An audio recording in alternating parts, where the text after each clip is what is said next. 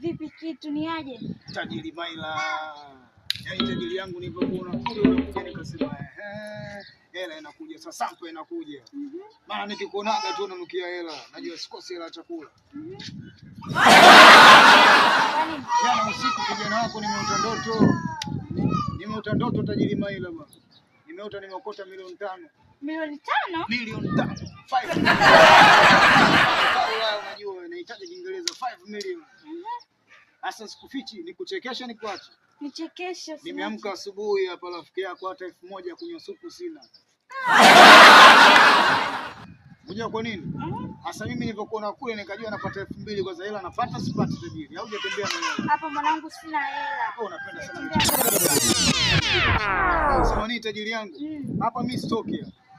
Stoki mpaka saa 8 usiku. Umeelewa tajiri? Stoki mpaka saa 8 usiku, huyo mtu anipe hela yangu kwenye ndoto.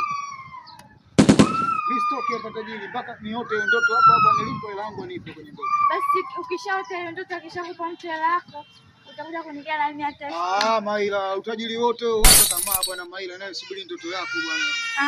Tunayo